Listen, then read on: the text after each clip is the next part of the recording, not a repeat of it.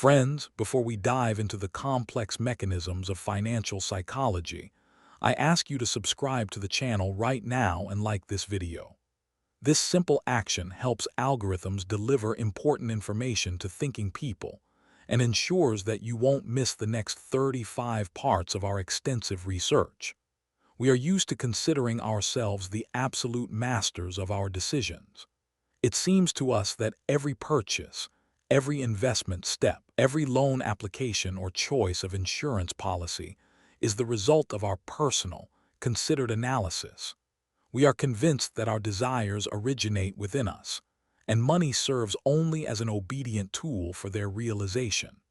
However, this confidence in our own rationality is the first and most important delusion on which modern economics is built.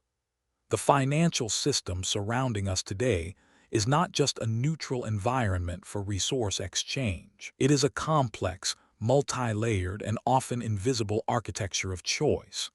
Just as an architect designs a building, determining where the walls will be and where the passages, financial institutions construct the space of our decisions. The only difference is that in the physical world, walls are visible and tangible, while in the world of finance, barriers and corridors are built from cognitive biases, interface design, and mathematical models. Every time you open a banking app, you enter an environment where the colors of buttons, the arrangement of numbers, the wording of offers, and the speed of transactions are carefully calibrated. This is not accidental and not just a matter of aesthetics. This is applied behavioral engineering. The system knows how to make you feel wealthy when you spend, and how to disguise the pain of parting with money. It knows how to turn long-term risks into immediate pleasure, and how to use your laziness or fear of missing out against you. In this introduction, we begin to dismantle this invisible architecture. We must recognize that the context in which financial information is presented to us is often more important than the information itself.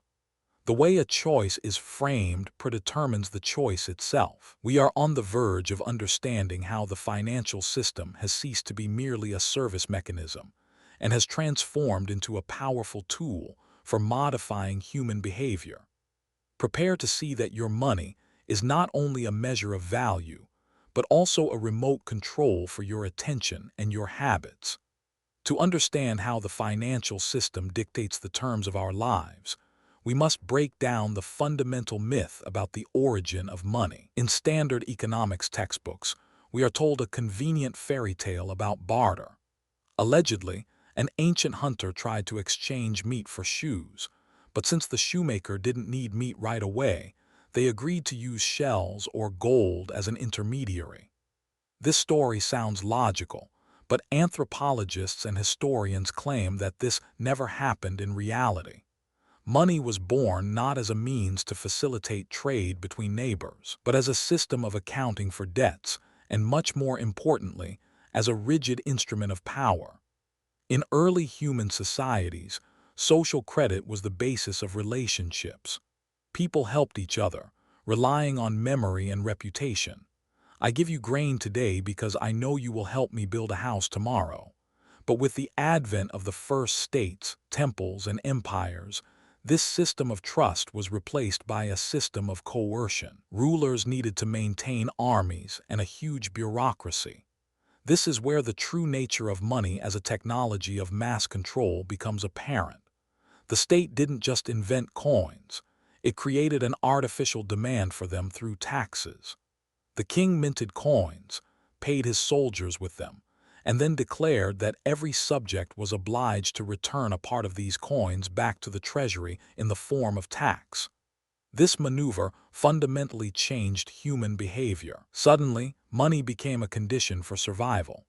To pay the tax and avoid punishment, the peasant was forced to go to the market and sell his products or labor to the soldiers who had these coins.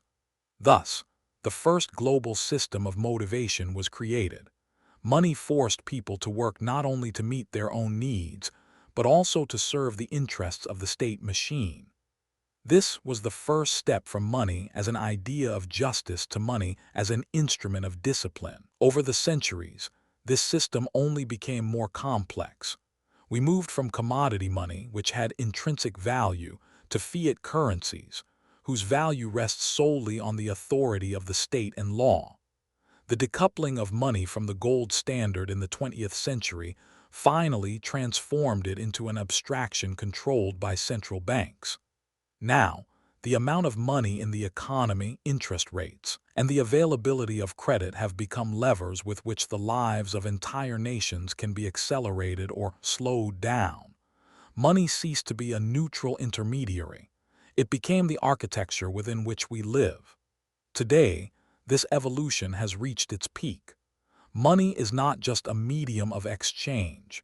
It is a path to resources, social status, and security. The financial system has transformed into a mechanism that monetizes not only goods, but also human time, attention, and the future through the institution of lending. Debt has become a modern form of serfdom, tying a person to a workplace and a specific behavior model for decades to come. We have moved from using money as a tool for freedom to a situation where financial obligations shape our morality, our fears, and our daily decisions. Understanding this historical trajectory from social trust to an instrument of state and corporate control is necessary to understand how modern financial algorithms program our consciousness. Let's delve into one of the most fundamental mechanisms by which the financial system controls our consciousness. This is the psychology of value. We are used to thinking that price is an objective indicator, the result of summing up production costs, logistics, and labor. We believe that price reflects quality.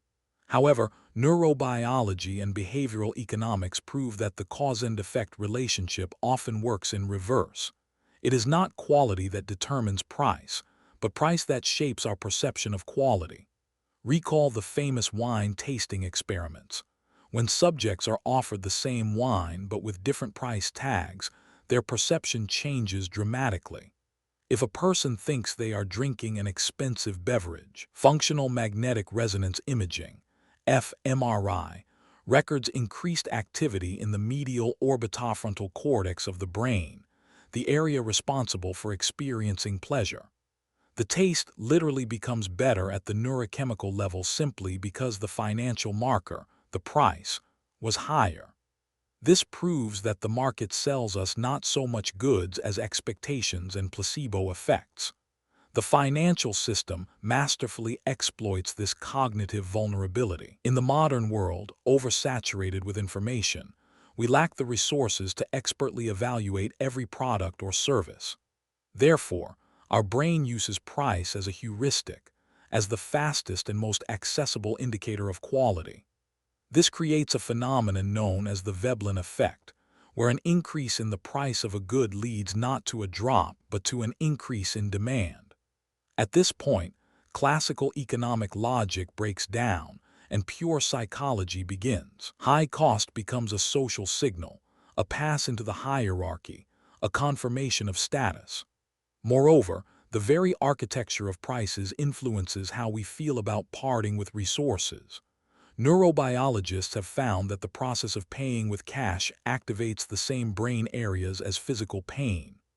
The financial industry knows this and implements technologies that anesthetize this pain. Credit cards, automatic subscriptions, contactless payments. They separate the moment of consumption from the moment of payment, distorting our perception of the real value of things. We stop feeling the price as a loss, but continue to react to it as a benchmark of prestige. Thus, the system shapes our behavior by setting price anchors. It tells us what is valuable and what is not, simply by changing the numbers on the price tag. We begin to strive for expensive things not because of their utilitarian function, but because of how they reconfigure our self-perception.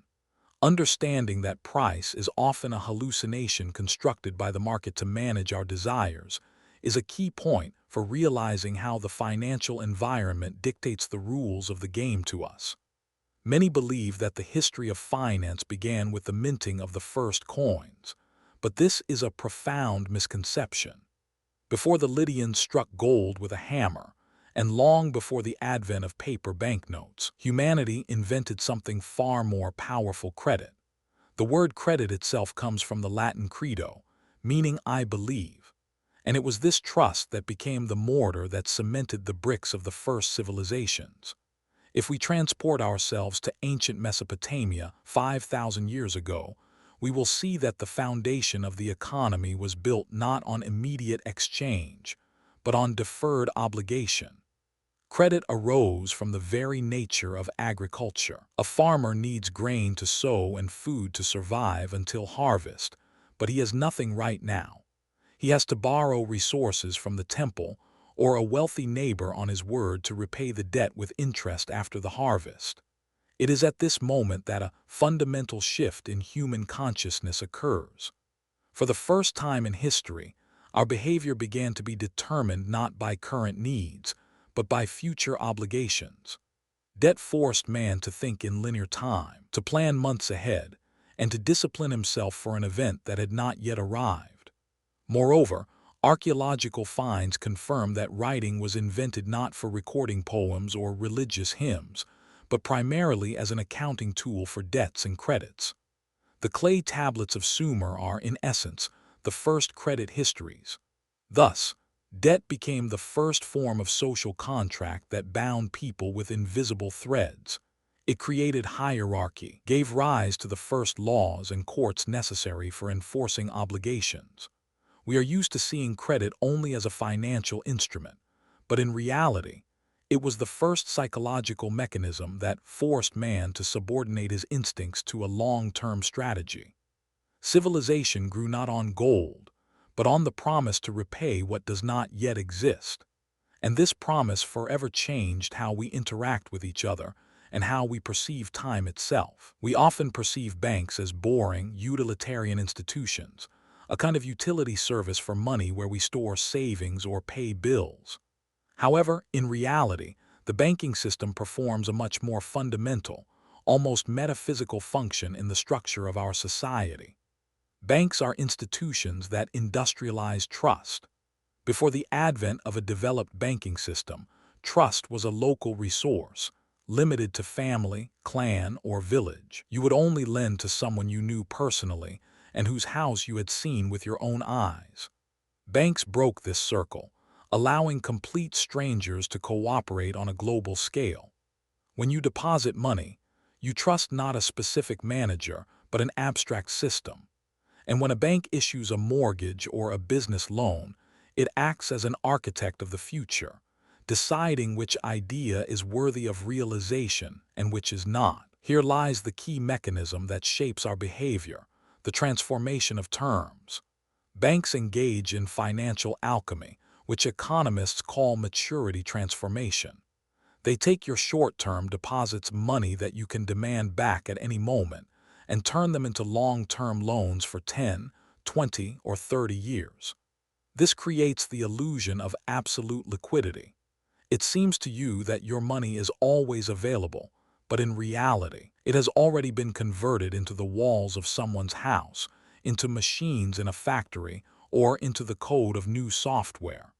This illusion is necessary for economic growth, but it also makes the system fragile. We behave as if the risk has disappeared, but it hasn't gone anywhere. It has simply been redistributed and hidden in balance sheets. It is at this point that banks become architects of risk. They define the parameters of acceptable behavior for millions of people.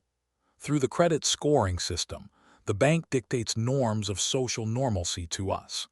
To gain access to capital, and therefore to housing, education, and development, an individual must demonstrate predictability, income stability, and loyalty to the system of obligations. The banking system disciplines us more effectively than any police force. Debt is a tool that ties a person to a workplace and forces them to plan their life decades in advance, avoiding sudden moves. Thus, banks do not just store money. They create the temporal structure of our lives, making us exchange the spontaneity of the present for the security of the future.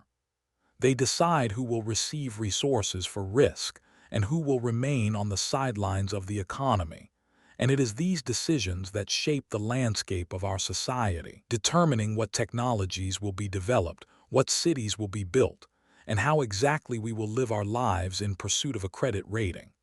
Let's now face the truth and analyze what is in your wallet or bank account right now. Fiat money. Most of us perceive it as a constant, an unchanging measure of value like a meter or a kilogram.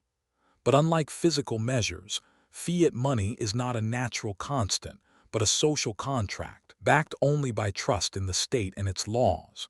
The term itself comes from the Latin word fiat, meaning, let it be done. It is money by decree, whose value rests solely on the authority of the issuer, not on gold or other physical assets. And here lies the fundamental illusion of stability.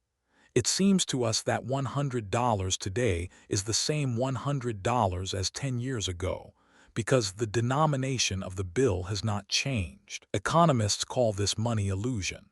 Our brain has difficulty perceiving slow changes, so we ignore the fact that the purchasing power of this money is constantly eroding. This system, where the money supply is theoretically unlimited and completely controlled by central banks, creates a hidden but powerful pressure on our psyche and behavior. Imagine you are building a house, but the length of the ruler you are using decreases by a millimeter every day. At first it is imperceptible, but over time the entire foundation becomes skewed. The same thing happens with our life planning. In a fiat money system prone to inflation, the function of preserving value is destroyed. Money ceases to be a reliable store of your labor's energy. If you simply save what you earn, you are effectively losing wealth. This circumstance radically changes the behavioral incentives of an entire society. The main behavioral consequence of living in a fiat system is an increase in time preference. In simple terms, the system punishes those who save and rewards those who spend. If your money loses value, the rational behavior becomes immediate consumption. Why postpone pleasure for 10 years if by then your savings will have halved in value? This shapes a culture of here and now, a culture of instant gratification and high consumption, often on credit. We become more impatient, less inclined to long-term planning and creation, which requires decades of capital accumulation. Moreover, the fiat system forces the average person to become an involuntary investor. Previously, one could simply work well, save gold coins, and know that old age was provided for. Today, simply working and saving is not enough. Inflation will eat everything. This generates background anxiety and a feeling of an endless race. To merely stay in place, one must run, investing money in stocks, real estate, or cryptocurrencies, often without the knowledge or inclination for risk. Thus, fiat money transforms us from calm creators, confident in tomorrow, into anxious speculators and consumers, trying to outrun the printing press. The illusion of stability that the state provides in reality turns into a constant erosion of our time and labor, forcing society to live for today and forget that true prosperity is built on patience and accumulation, not on the endless expansion of the money supply. We are used to hearing about inflation as dry economic statistics, percentages announced in the news, but in reality, inflation is a deeply psychological phenomenon that fundamentally changes our perception of time. Imagine that the money in your pocket is not just coins or paper, but accumulators of your life energy, your past labor. When currency constantly depreciates, it means that your past labor melts away like a piece of ice on a hot day. This creates a subconscious but constant fear, a background anxiety that whispers that if you stop, you will start to drown. It is this mechanism that forces us to accelerate the pace of life to the limit. In a world with stable money, a person can afford to save, plan decades ahead, and even take a break, knowing that their savings will retain purchasing power. In an inflationary economy, a pause is tantamount to a loss. Money burns a hole in your pocket. A behavioral pattern emerges that economists call high time preference. We begin to value the present much more than the future, because the future becomes unpredictable and expensive. The logic becomes simple and frightening. You need to spend what you earn as quickly as possible. Turn melting figures into real goods, experiences, or assets before they turn to dust. This creates a culture of immediate consumption and eternal haste. We run faster not because we want to, but because the escalator under our feet is moving down. This fear of loss forces people to work themselves to exhaustion, take out loans, and seek quick, risky ways to earn money, ignoring long-term creation. Inflation literally steals our planning horizon, forcing society to live day by day, where quality, durability, and peace of mind are sacrificed for speed and turnover. We stop building cathedrals that will stand for centuries and start building temporary structures, because in conditions of constant currency depreciation, long-term thinking becomes economically unprofitable and psychologically unbearable. Thus, the financial system, through the printing press, subtly but rigidly dictates the rhythm in which we live our only lives. Imagine that time has a price. We are used to thinking of interest rates as a dry economic term, an abstract figure in a loan agreement or a line in the news about a central bank meeting. But if we discard the complex financial jargon, we see a hidden truth. The interest rate is a universal exchange rate of the present for the future. This is perhaps the most powerful and profound signal that the financial system sends directly to our nervous system, shaping not only the economy but also the very psychology of society. At a fundamental level, the rate determines whether it makes sense to wait. When rates are at a natural, sufficiently high level, the future is expensive. The system tells you, wait, postpone consumption, save resources today, and tomorrow you will get significantly more. This forms a society with a so-called low time preference. People in such a system are prone to long-term planning, self-discipline, and the creation of capital that will last for generations. In such an environment, architecture becomes monumental, education becomes fundamental, and business strategies are built not on quarterly reports, but on decades of sustainable development.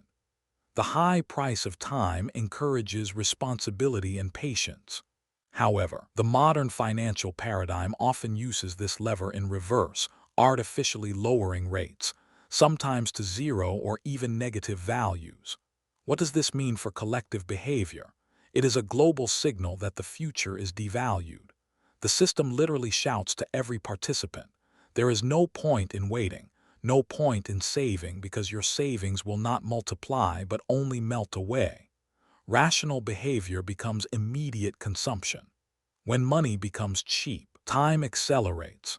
Cheap credit acts as a dopamine stimulant for the economy, provoking a culture of immediate gratification. We stop building cathedrals that will stand for centuries and begin erecting shopping malls made of cheap materials, designed for quick returns and speedy demolition. Corporations cease investing in complex scientific developments whose fruits will only ripen in 20 years, and switch to financial speculation and stock buybacks for instant quotation growth. This phenomenon is called discounting the future. The lower the rate, the less weight we give to the consequences of our actions in the distant future. This transforms morality and ethics. Debt, which was once considered a burden, becomes an asset and a norm of life. Frugality, previously revered as a virtue, turns into economic foolishness. The financial system, through the mechanism of rates, actually reprograms our perception of reality, compressing the planning horizon of an entire civilization to the next loan payment. Thus, the interest rate is not just a tool for regulating inflation. It is a remote control for social patience. By manipulating this lever, the architects of the system accelerate or slow down the metabolism of society, determining whether we will be a nation of creators looking into eternity or a nation of impulsive consumers, trapped in an endless present where the only value is the satisfaction of needs here and now. Moving to the ninth section, where we will examine perhaps the most powerful tool of individual control in the modern economy, the credit rating. If in the past, a person's reputation was built on the opinions of neighbors and spread by word of mouth, today it has turned into a dry mathematical algorithm. This is your digital karma, from which there is no escape. The essence of a credit rating goes far beyond simply assessing your solvency. It is a new type of social stratification mechanism. In this system, society is divided not into aristocrats and peasants, or even simply rich and poor, but into reliable and risky. A high rating opens doors to a world of privileges, low interest rates, mortgage approval, access to premium banking products. A low rating instantly marginalizes you. You enter the zone of the so-called poverty tax, where any financial instrument costs more and access to resources is limited. But let's look deeper. How does this system shape your behavior at a psychological level? Credit scoring is a technology of discipline. To maintain a high score, you must become predictable. Algorithms do not like chaos. They like stability, regularity, and transparency. You begin to fear missing a payment even by one day, not because of a penalty of a couple of dollars, but because of the fear that a blemish on your credit history will remain there for years. You begin to live with an eye on an invisible observer.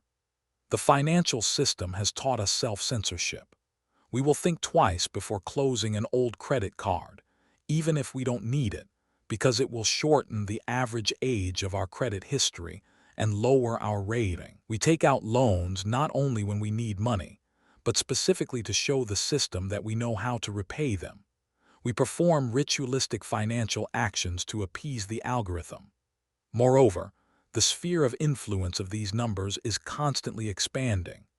Insurance companies use credit ratings to calculate policy costs, believing that a person with poor financial discipline will also be careless behind the wheel or about health matters. Employers check candidates' credit histories, equating debts with moral unreliability or a propensity for fraud. Even in personal relationships, this indicator becomes a criterion for choosing a partner. Thus, credit rating creates a new caste system. It becomes increasingly difficult to move from the caste of the risky to the caste of the reliable, as a low rating itself provokes financial difficulties, creating a vicious circle. This is an ideal form of control, without physical coercion, without bars and overseers. People themselves strive to conform to the system's standards, voluntarily embedding themselves in the matrix of consumption and debt, because the alternative is social exclusion. This is the genius of the mechanism. It makes you want to be an obedient element of the system, sincerely believing that this is financial success. You are probably familiar with this feeling. You get a salary increase, close a big deal, or receive a long-awaited bonus. At that moment, it seems that life has changed dramatically and problems are behind you. You buy a new car, move into a more spacious apartment, or update your wardrobe. But a month, 2, maybe 6 months pass, and the euphoria disappears. Your internal happiness level returns to exactly where it was before this financial jump. You again feel that you are missing something, and you again start looking forward, expecting that the next income level will finally bring the long-awaited satisfaction. Psychologists call this phenomenon hedonic adaptation, or the hedonic treadmill. This is a powerful psychological mechanism that the financial system exploits with surgical precision. Its essence lies in the fact that people have an astonishing ability to quickly adapt to positive changes in their lives. The new norm very quickly ceases to be perceived as an achievement and becomes simply background, a baseline below which it is already painful to fall, but at which one no longer rejoices. From an evolutionary perspective, this mechanism was necessary for survival. If our ancestors, after hunting a mammoth or finding a cave, remained in a state of eternal bliss, they would stop seeking new resources, lose vigilance, and perish. Nature programmed us for eternal dissatisfaction so that we would keep moving. However, in the modern world, where survival is no longer a minute-by-minute task, this ancient instinct turns into a trap. The financial system and the consumer economy are built on maintaining this state of dissatisfaction. Advertising and marketing sell us not just goods, but the illusion of permanent happiness. We are led to believe that the discomfort we experience can be cured by acquisition. But as soon as we get what we want, the brain adapts and the dopamine rush stops. The system knows that the happiness from a purchase is fleeting, and that is why it is so effective. If goods truly brought lasting happiness, the economy would collapse because a satisfied person is the worst customer. They don't need anything else. In parallel with hedonic adaptation, lifestyle inflation kicks in. As incomes rise, we don't just buy more, we change our consumption structure. What seemed a luxury yesterday becomes a necessity today. Coffee from an expensive coffee shop, business-class taxis, branded clothing, all of this seamlessly integrates into daily life. You start spending more not because you really need it for happiness, but because you can afford it, and the system pushes you to do so through social proof and status. Moreover, as income grows, your reference group changes. You stop comparing yourself to your past self. You start comparing yourself to new neighbors, colleagues, and partners who are richer than you. This is called the Easterlin paradox. Income growth increases happiness only as long as basic needs are met. Beyond a certain point, when you are fed, clothed, and safe, the direct correlation between money and happiness breaks down. The further race turns into a competition of ambitions, where the finish line is constantly moving. You run faster and faster, earn more and more, but remain in the same place on the scale of life satisfaction. Understanding this trap is the first step to stopping being a puppet in the hands of the financial system, which monetizes your biological inability to be satiated. Now, we move to one of the most insidious psychological mechanisms that the financial system exploits with virtuosic precision. This phenomenon is known as the Diderot effect. It is named after the French philosopher Denis Diderot, who described this paradox in his 18th century essay, Regrets on My Old Dressing Gown. The story is simple but frighteningly relevant. Diderot received a luxurious scarlet dressing gown as a gift. This item was so beautiful that, in contrast, all the other furnishings of his study, an old desk, worn tapestries, simple chairs, suddenly seemed shabby and unworthy to him. The new gown became a dictator. To match it, the philosopher began to change everything around him. He bought a new desk, replaced engravings, updated furniture. In the end, he was in debt and under deep stress, writing the famous phrase, "I was the absolute master of my old dressing gown, but I became the slave of my new one." The essence of the Diderot effect is that acquiring one new item that deviates from the usual level of consumption creates psychological dissonance. This item disrupts the integrity of your lifestyle, your so-called consumer unity. The newly introduced item instantly devalues everything you owned before. You no longer see the functionality of old things. You only see their mismatch with the new standard. This triggers a chain reaction of consumption. You buy not because you need new things, but because you are trying to restore lost harmony in your environment. The modern financial system and marketing have turned this observation into a weapon of mass destruction for your wallets. Notice how goods are sold today.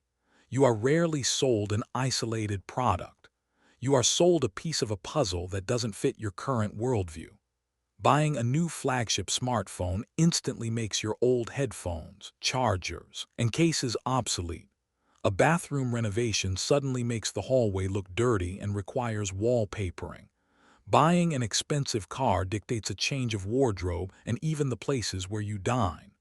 This is a spiral that always unwinds upwards. Economists call this the drive for identity consistency. We perceive our possessions as a reflection of ourself. If one item signals high status and the others signal average status, our psyche strives to elevate everything to the highest level to avoid internal conflict. The financial system knows this and kindly provides credit cards and installment plans, understanding that the first purchase is just a trigger. The greatest profit is derived not from the first sale, but from the inevitable avalanche of subsequent spending necessary to maintain the new level of normalcy. We fall into a trap where each new item requires a retinue of other new items, transforming consumption from an act of fulfilling a need into an endless race for self-consistency. Let's move on to one of the most sophisticated tools for manipulating your perception: credit cards and cashless payments. This is not just technical convenience, it's pharmacological anesthesia for your decision-making center. In behavioral economics, there's a fundamental concept called the pain of paying. And this is not a figure of speech. When neurobiologists scanned the brains of people making cash purchases, they found a surge of activity in the insula, the same brain region that lights up when you feel physical pain, a disgusting smell, or social rejection. The physical transfer of banknotes from hand to hand is perceived by our ancient brain as a real loss, a damage that triggers an immediate negative reaction. This pain serves as a natural break, an evolutionary safeguard that screams at you to stop and conserve resources for survival. But the financial system has found an elegant way to turn off this alarm. A plastic card, and even more so a contactless payment with a smartphone or face, severs the neural connection between the purchase and the feeling of loss. This phenomenon is called decoupling. Credit cards create a temporal and sensory gap. You get the dopamine pleasure of acquiring a product right now, and you postpone the pain of parting with money to an indefinite future, to that abstract day when the bank statement arrives. The moment you tap your card to the terminal, your brain stops perceiving the transaction as a critical exchange of resources. The numbers on the screen become an abstraction, devoid of physical weight, texture, and visual volume. Studies conducted at MIT show that when using cards, people are willing to pay significantly more for the same goods, sometimes twice as much, than when using cash. You are not just spending money, you are spending it with zero cognitive friction.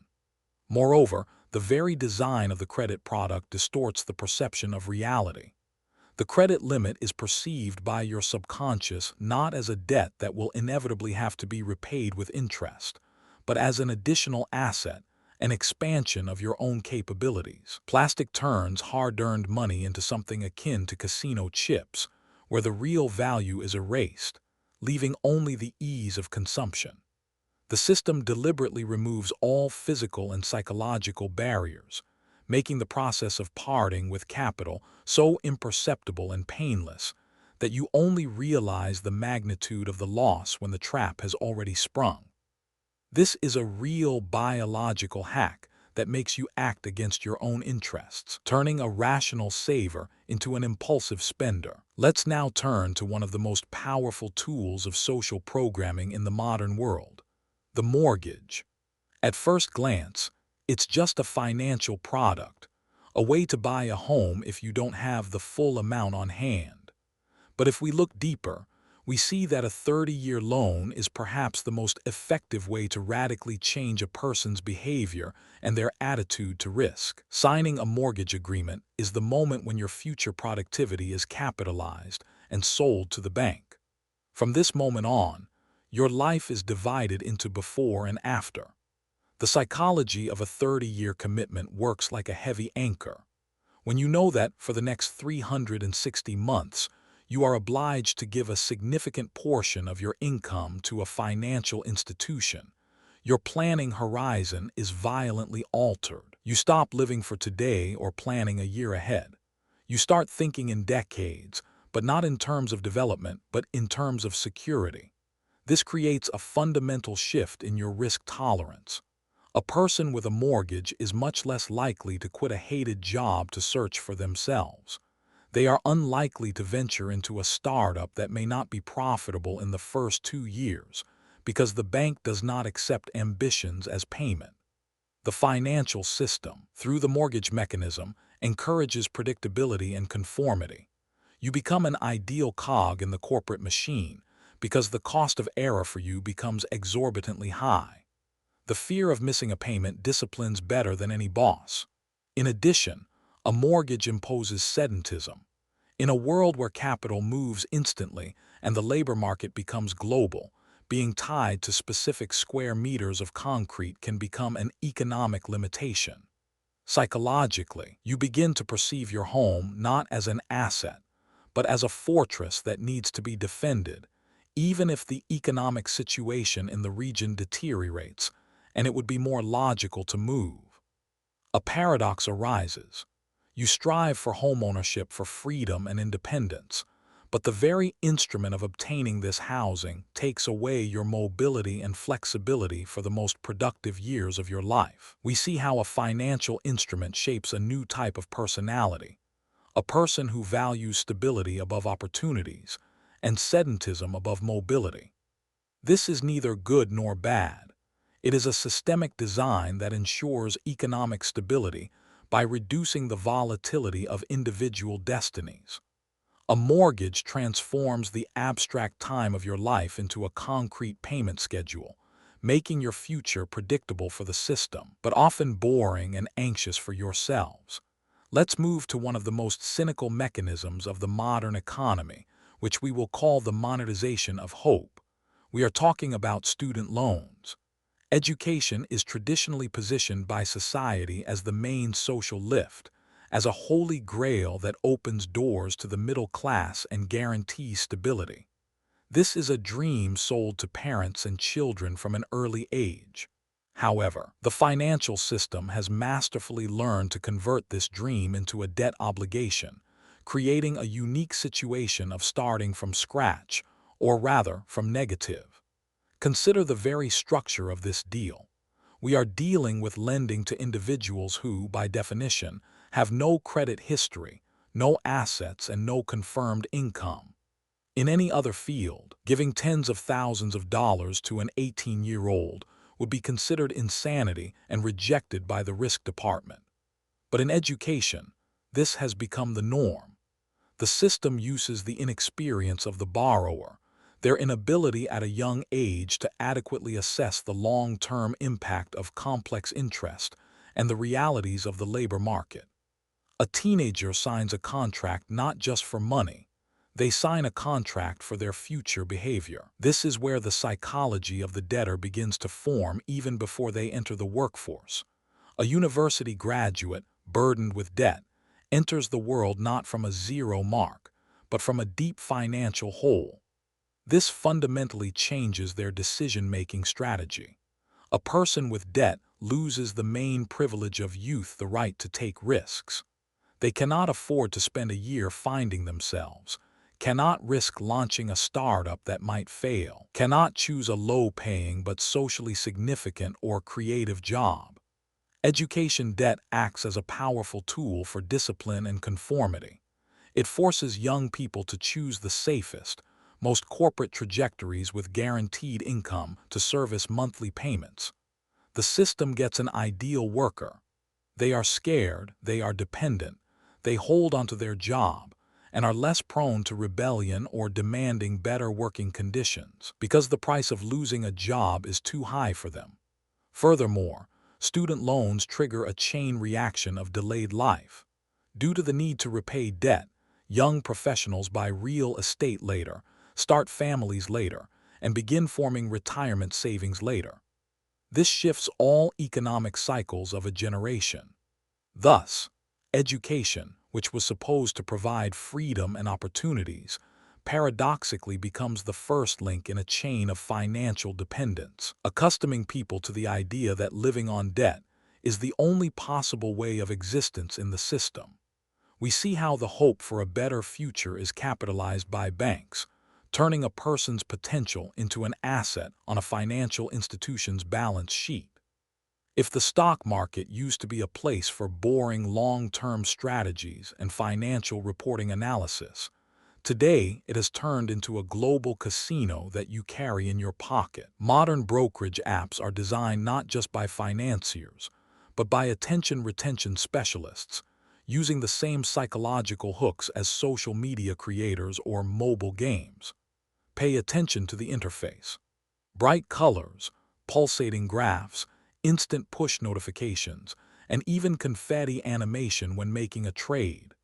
These are all elements of gamification that mask real financial risk as an exciting quest. But behind this friendly design lies a powerful mechanism for manipulating our oldest instincts of greed and fear. When you see green profit numbers, your brain gets an instant dopamine hit. You feel like a genius, a visionary, and a winner. The system pushes you to think that this success is natural and can be easily repeated just by pressing the button again. Greed and the fear of missing out, known as FOMO, kick in. You start checking quotes every 5 minutes, trading more often, increasing stakes, and using leverage without even realizing that your behavior resembles the compulsive actions of an addicted gambler at a slot machine more than the decisions of a rational investor. On the other side of the barricades is fear. The red color of falling quotes and alarming news headlines activate the amygdala in your brain, causing a real physical stress reaction and a desire to immediately stop the pain, meaning to sell assets at the most inopportune moment. The market, thanks to algorithms and endless informational noise, deliberately creates volatility to keep your nervous system in constant tension. It is important to understand that the financial industry, for the most part, profits from your activity, not your long-term well-being. Brokers and market makers benefit from turning you from an investor into a trader. The more emotions you experience, the more irrational trades you make, and the more commissions and spreads you pay to the system. Thus, the modern stock market is not just a mechanism for capital redistribution, but a complex laboratory for exploiting human psychology, where your attention and impulsive reactions are the main commodity, and variable rewards keep you in the game until your wallet is empty. Forget the romanticized images from movies where energetic people in expensive suits lose their voices in trading pits, waving their arms in paper orders. That era is long gone. Today's heart of the financial system is not a noisy crowd on Wall Street, but rows of silent black cabinets in sterile, highly cooled data centers located somewhere in New Jersey. We have moved to a chapter where algorithms and high-frequency trading rule the roost. Here, decisions on moving colossal capital are made in nanoseconds, a time interval that the human brain is physically incapable of even registering, let alone comprehending. In this new world, the financial system no longer reacts to human behavior. It obeys the logic of code written by mathematicians and physicists. The problem is that algorithms do not know fear, conscience, or doubt. They do not care about jobs, do not analyze the long-term prospects of companies, and do not think about social stability. Their sole directive is to find a pattern and extract profit faster than a competitor. But when thousands of ultra-fast programs start trading with each other, a resonance effect occurs that we call instantaneous crashes or flash crashes. Markets can fall thousands of points in a matter of minutes without any fundamental economic reason, simply because one robot misinterpreted the actions of another, triggering a catastrophic chain reaction of sales. In these moments, liquidity evaporates, and the shares of reliable corporations can momentarily fall to zero. And although for a machine this is just a temporary glitch in the data matrix, the consequences for the real world are quite tangible. When the digital dust settles, it turns out that the losses are borne not by servers, but by living people. Pension funds suffer, their assets devalued, small investors are ruined, their stop losses triggered at the lowest point of the fall, and the plans of ordinary families are shattered. We have created a paradoxical situation.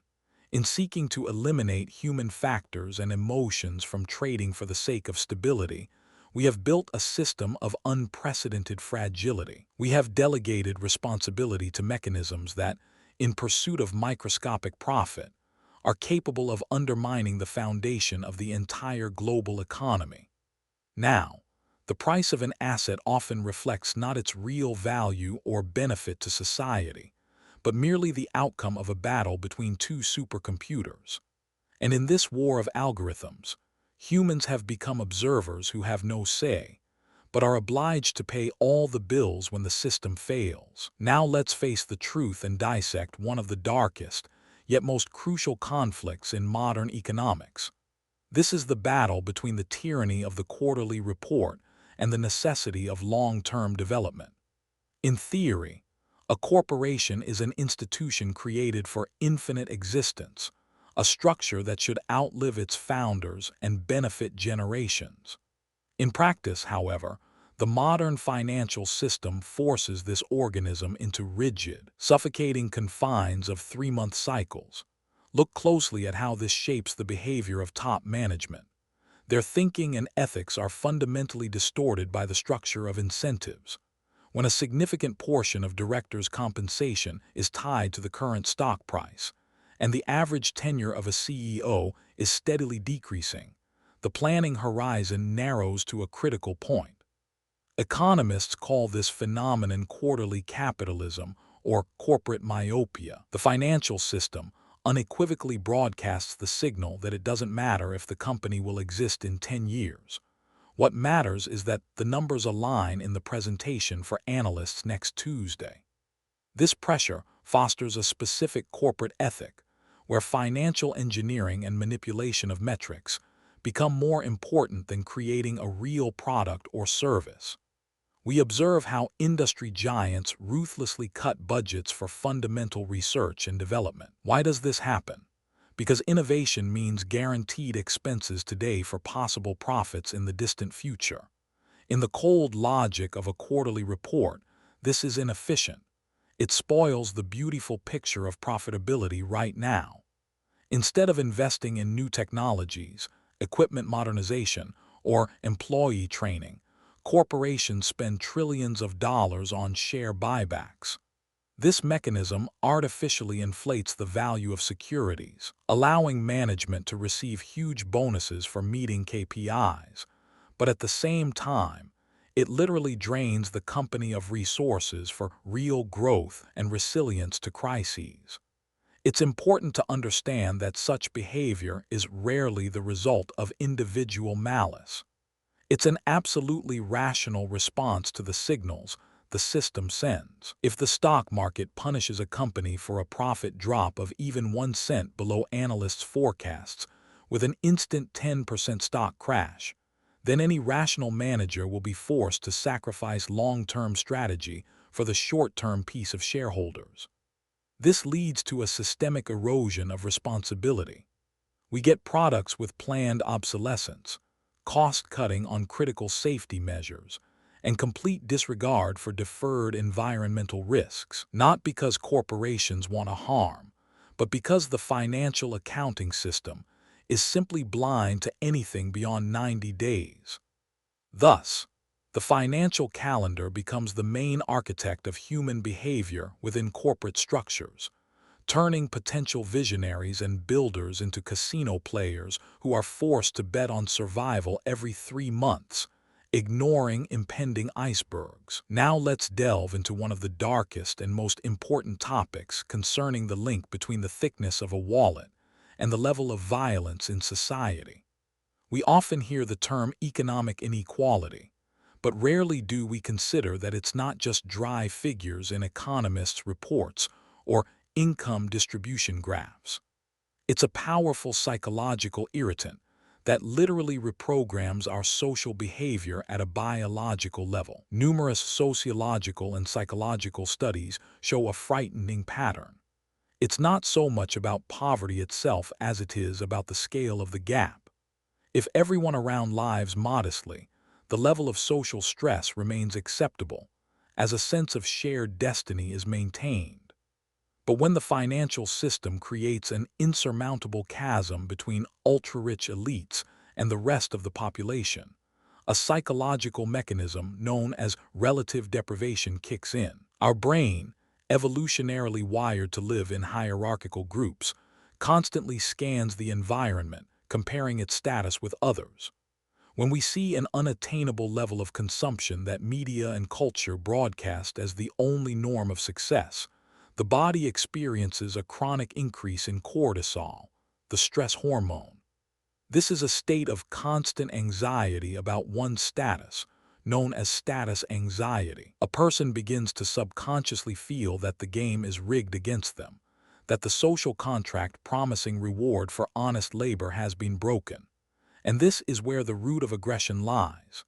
In societies with a high coefficient of inequality, the erosion of trust happens rapidly. People stop seeing potential allies in others and begin to perceive them as competitors in a harsh zero-sum game. Social capital is destroyed, giving way to suspicion and cynicism. The psychology of scarcity makes us see threat where it may not exist, and react to the slightest provocations with disproportionate cruelty. We observe a rise in what is called the rage of powerlessness, where the inability to change one's financial situation through legal and understandable methods transforms into destructive behavior, domestic violence, vandalism, and an increase in street crime. The financial system, which encourages extreme capital concentration, effectively creates an environment with a high level of social toxicity. In such an environment, aggression becomes a distorted defense mechanism of the psyche, a last attempt to maintain some sense of self-worth and control in a world where the value of human life is increasingly measured solely by numbers on a bank account. Thus, the economic divide is not just a financial problem. It is a catalyst that transforms social interaction into a battlefield. We are moving to one of the deepest and most subtle shifts in consumption patterns, which fundamentally changes the very concept of private property. This is the transition from a one-time purchase model to a perpetual lease model, or the so-called subscription economy. Previously, economic interaction was crystal clear. You paid money, received a product, and from that moment it belonged to you. You could modify it, repair it, resell it, or pass it on to your heirs. The product was an asset. Today, the financial system is actively dismantling this order, because for large capital, a one-time sale is an inefficient use of resources. It is much more profitable to turn a buyer into a user who pays a little, but forever. Investors and the stock market love companies with predictable regular revenue, so the pressure on corporations is enormous. Turn any product into a service. We started with music and movie subscriptions, which seemed convenient, but now this model is metastasizing into the physical world. Car manufacturers offer subscriptions for heated seats or engine acceleration. Tech manufacturers block devices if you stop paying for service. The psychological trap here is brilliantly set. The brain perceives $10 a month as an insignificant expense, much less than the full cost of the product. But over several years, you pay the price of the product many times over, without ever owning it. This creates the illusion of an accessible high standard of living, although in reality, it is a form of financial slavery. By the way, in this ocean of endless transactions, there is one subscription that operates under completely different laws. This is the subscription to this channel. By clicking the subscribe button and liking this video right now, you are not spending money, but investing in your independence from imposed economic patterns. This action helps algorithms promote common sense, so do it so you don't lose access to important information. Returning to the topic of perpetual leasing, it is important to realize the main risk: loss of control. In a world of subscriptions, you own nothing.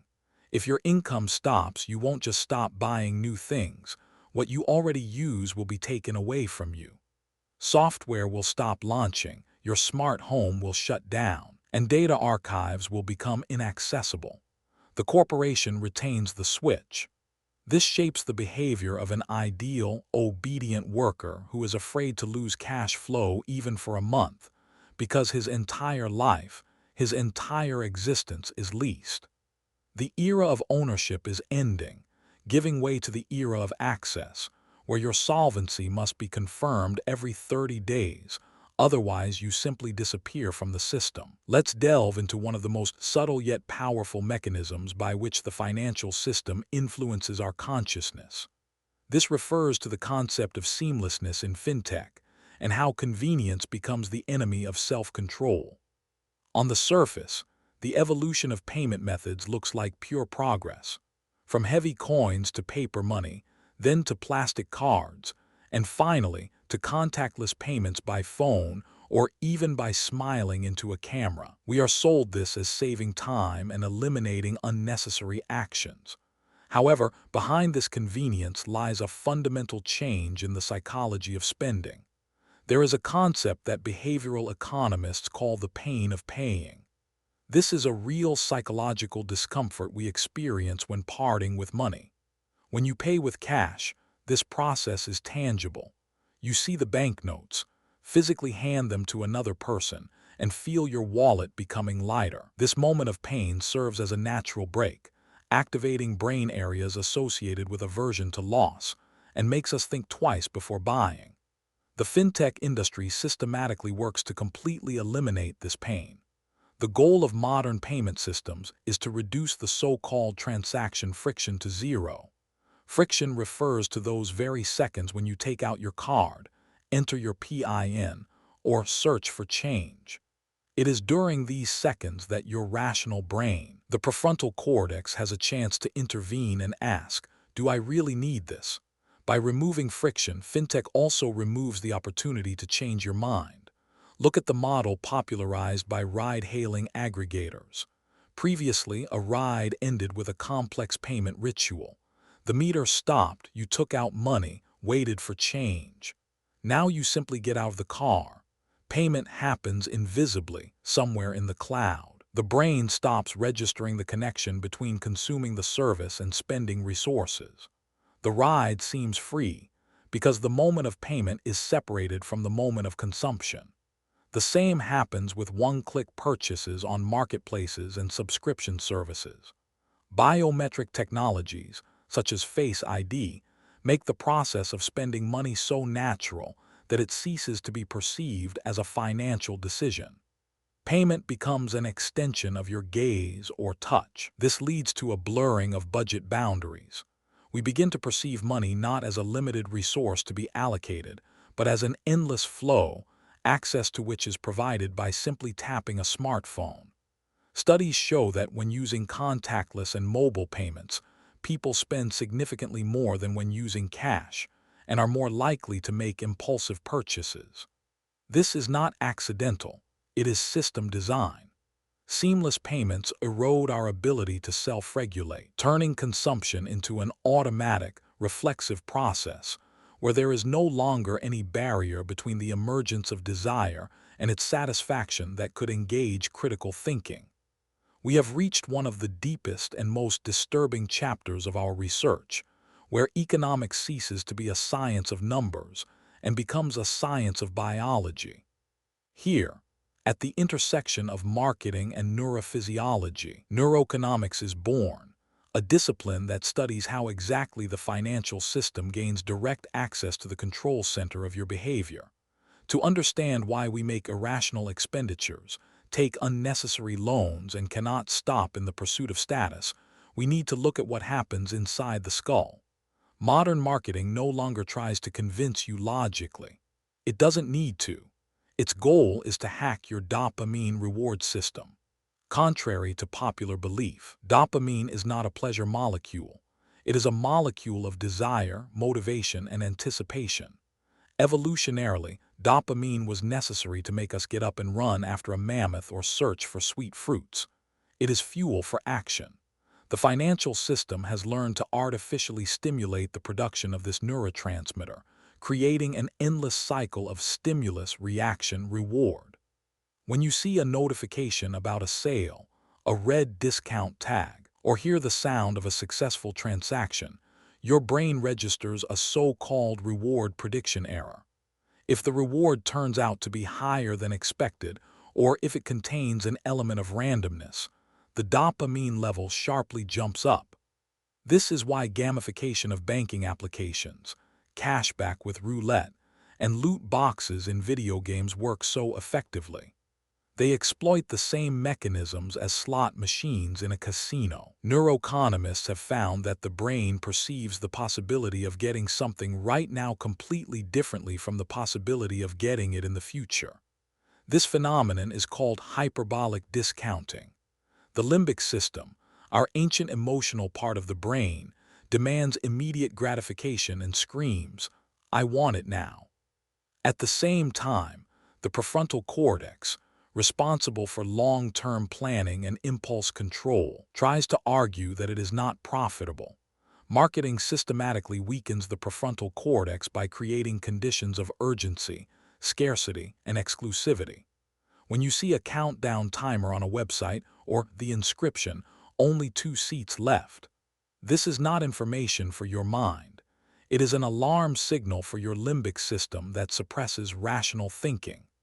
Moreover, the financial industry has succeeded in eliminating the so-called pain of payment. fMRI experiments show that when a person pays with cash, the insula, a brain area associated with the sensation of physical pain and disgust, is activated. We literally feel pain when we hand over paper money. However, credit cards, contactless payments, and one-click purchases act as powerful anesthesia.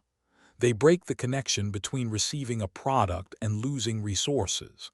The moment of consumption and the moment of payment are separated in time, and the action itself becomes so abstract and painless that the brain stops perceiving spending as a loss. You are not spending money. You are simply tapping your phone to the terminal. Corporations use eye tracking, micro-expression reading, and brainwave analysis to create ideal stimuli that bypass your consciousness. This is no longer a fair deal between seller and buyer. It is an asymmetric war where on one side there is your tired prefrontal cortex, and on the other, supercomputers and algorithms that know more about your weaknesses than you do. In this context, free choice becomes an illusion if we do not understand the biological basis of our desires. We become hostages to our own chemistry, which the financial system has learned to dose at its discretion, turning the consumer into a perfectly predictable mechanism for processing earned funds into corporate profits. Moving from classical banking structures to the digital era, we encounter a fundamental shift in understanding what truly has value.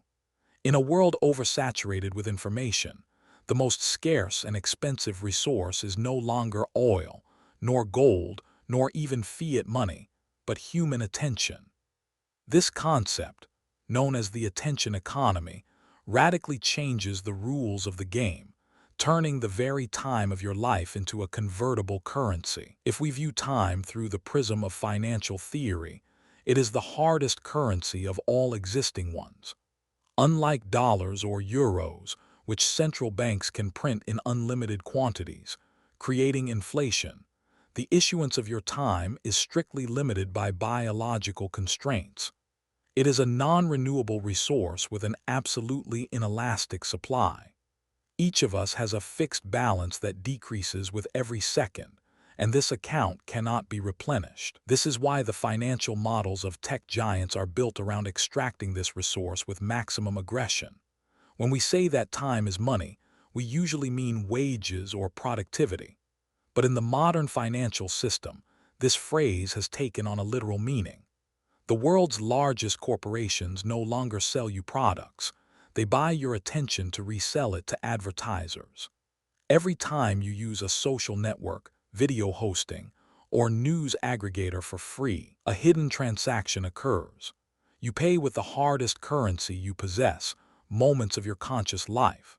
The mechanisms used to extract this currency are strikingly similar to the most sophisticated instruments of the financial market. Algorithms that shape your feed act like high-frequency traders.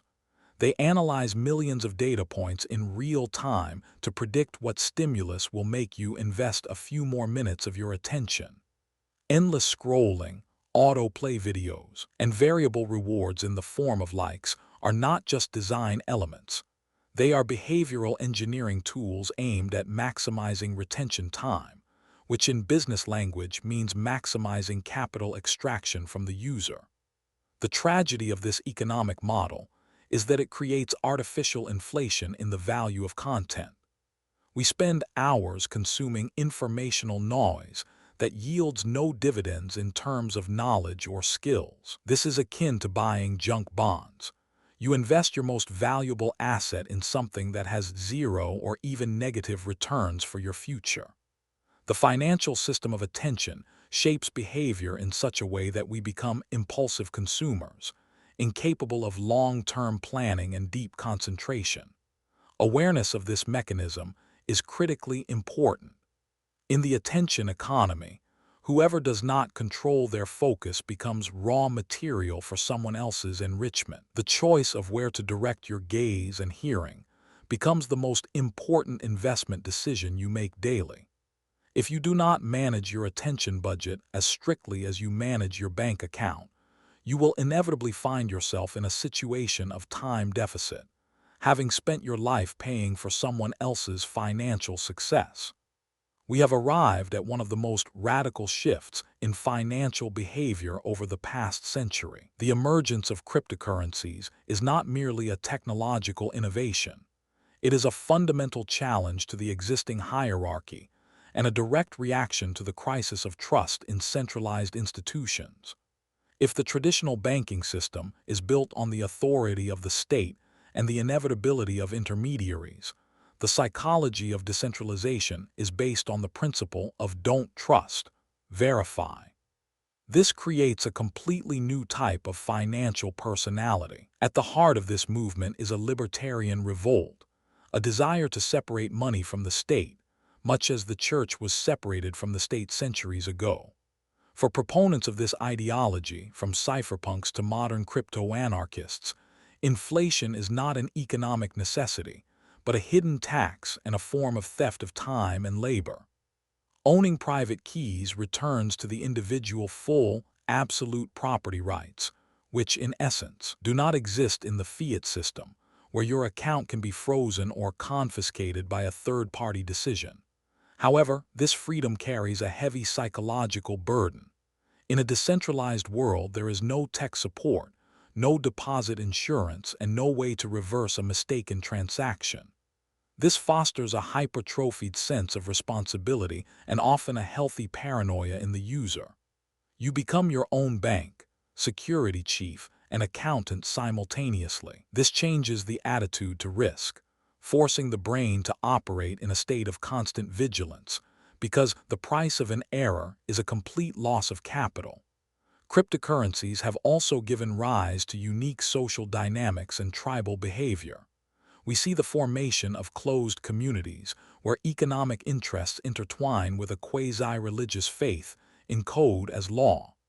Here, financial behavior merges with ideological struggle, where buying an asset is perceived not just as an investment, but as a vote against the old system, as an act of civil disobedience through cryptography. Thus, blockchain rewrites not only transaction ledgers, but also the social contract itself between man and capital, offering an alternative reality where mathematics is placed above bureaucracy. Now let's look into the darkest part of an investor's psychology, where rationality dies, giving way to primal instincts. We're talking about FOMO, or the fear of missing out. In the context of financial markets, this isn't just a slight regret that you didn't buy Bitcoin for $1 or shares of a tech giant at the startup stage. It's a deeply ingrained biological mechanism that the financial system has learned to exploit with surgical precision. It's important to understand that FOMO is not pure greed. It's a form of anxiety. Evolutionarily, our brain is programmed so that being separated from the pack, or missing out on a resource that went to other members of the tribe, was perceived as a direct threat to survival. Today, when you see screenshots with thousands of % profit on social media or observe parabolic price growth, your brain reacts to this not as financial statistics, but as a signal of social status loss. Pain centers in the brain activate just as they would from a physical blow. You feel that life is passing you by while others get rich effortlessly. The financial industry is well aware of this vulnerability and deliberately amplifies it. Notice the design of trading apps: flashing green and red lights, push notifications about sharp price jumps, lists of daily top gainers. These are all gamification elements designed to stimulate dopamine and cortisol release. The system constantly transmits a message to you that right now, this very second, free money is being given away somewhere, and you are the only one not participating in this celebration. It is this fear that makes investors violate their own risk management rules. People buy assets at historical highs not because they believe in the fundamental value of the company, but because the pain of being out of the market becomes unbearable. This phenomenon is called chasing returns. And here lies the main trap. FOMO is the engine of liquidity. For large players, the so-called smart money, to lock in profits and exit positions at high prices, they need someone to buy those assets at the peak. This buyer becomes the crowd, driven by the fear of missing out. Thus, speculative bubbles are not a system failure, but a result of how the system channels human psychology. When you hear about a new hot trend that everyone is talking about, from taxi drivers to news anchors, know that the FOMO mechanism is running at full power. At this moment, the market shifts from an accumulation phase to a distribution phase, where the emotions of inexperienced participants finance the profits of professionals. Understanding this mechanism is critically important. If you feel an irresistible urge to urgently open a trade so as not to be late, chances are you are already late, and you are precisely the target of this manipulation. Financial bubbles are not merely economic anomalies or calculation errors. They are the purest manifestation of collective psychology taken to the absolute.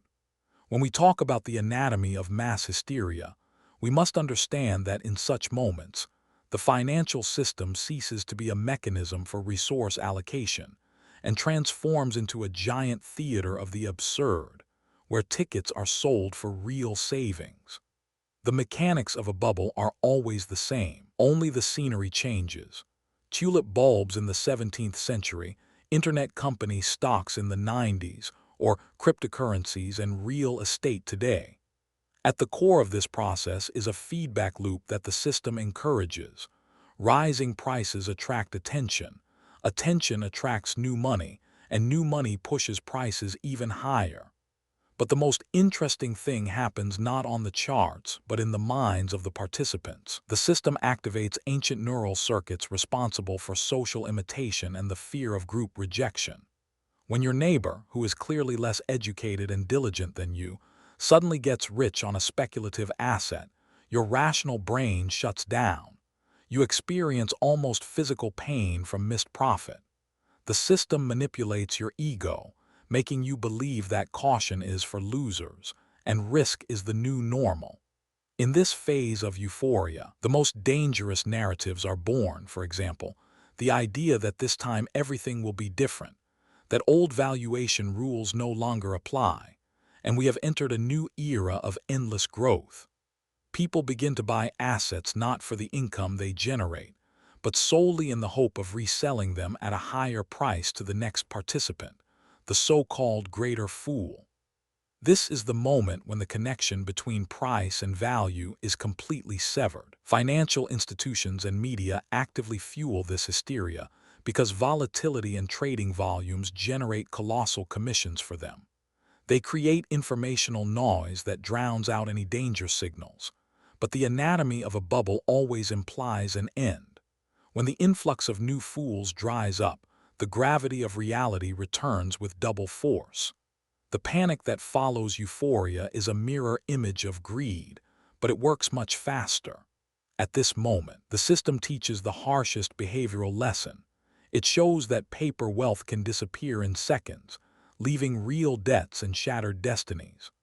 Bubbles prove that the financial system shapes our behavior not through logic, but through manipulation of our most basic instincts, forcing the crowd to run to the cliff with a smile on their face, confident that they have learned to fly. A crisis is a moment of truth for the financial system and the most severe test for our psyche. It is during periods of turbulence that it becomes evident how much our behavior is programmed by the economic context and how quickly habitual decision-making algorithms break down. Let's analyze this cycle, which invariably repeats decade after decade. From acute panic to a staunch defense of savings, and finally back to consumption and risk. It all begins with a shock. When the financial system cracks, the first thing we experience is a loss of basic trust. Money, which only yesterday was a universal measure of success and a guarantee of the future, suddenly begins to seem ephemeral. At this moment, the oldest mechanism of self-preservation kicks in, which in financial terms is called a flight to quality or a flight to reality. We see this every time. People storm atoms, trying to turn numbers on a screen into tangible banknotes, or massively buy up goods from buckwheat to household appliances and real estate. This is not just the foolishness of the crowd, as snobs like to say. This is a rational reaction to uncertainty. In a moment of panic, the value of money as a store of value falls, while its value as a medium of exchange skyrockets, but only in the moment. We try to fix the value of our labor in something that cannot be reset with the push of a button. However, the phase of acute panic cannot last forever. Adrenaline burns out, store shelves empty, and cash is hidden under mattresses. The second, more prolonged and economically dangerous phase sets in, the phase of saving and apathy. Realizing that the crisis is long-term, people sharply change their strategy. The planning horizon narrows to one day or a week. A strict austerity regime is activated. We stop taking out loans, postpone large purchases, and try to create a reserve for a rainy day. And here we encounter one of the cruelest paradoxes of macroeconomics, known as the paradox of thrift. What is absolutely rational and correct for an individual to spend less and save more becomes destructive for the system as a whole. When everyone simultaneously stops spending, business incomes fall, layoffs follow, and the total money supply in circulation decreases, which further exacerbates the crisis. Your rational desire to save your money leads to the economy contracting, devaluing your own earning prospects. The financial system is well aware of this trap. Moreover, it is designed not to let you linger in this defensive position. As soon as central banks see that the population has gone into deep defense, they activate mechanisms of coercion. Interest rates are lowered to a minimum, making bank deposits meaningless. The printing presses are started, accelerating inflation. The system sends you an unambiguous signal. If you just sit on your money, it will burn up. Your savings melt away not because you spend them, but because money loses purchasing power. This psychological coercion is necessary for the system to push you back into the market. You are forced to seek returns, and therefore to take risks again. You see asset prices, stocks, or real estate rising, and the fear of capital loss is replaced by the fear of missing out. This is how the transition to the third phase, the return, occurs. Gradually seeing that the world has not completely collapsed and inflation is devouring savings, people begin to spend and invest again. First cautiously, then more boldly. This cycle from panic to saving and back to consumption is not accidental. It is the breathing of the modern financial system. It uses our fears and our greed as fuel. In a crisis, it teaches us that cash is king, but a year later it punishes us for loyalty to this king through inflation, forcing us to run again in the wheel of earning and spending. Understanding this mechanism is critically important.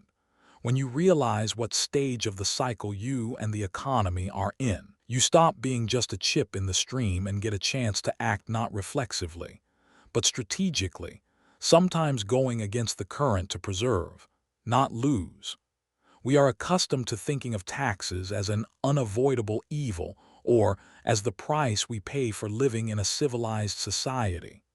But if we look deeper, the tax code of any country is not just an accounting document for filling the budget. It is perhaps the most complex and effective system of mass behavior management ever created by man.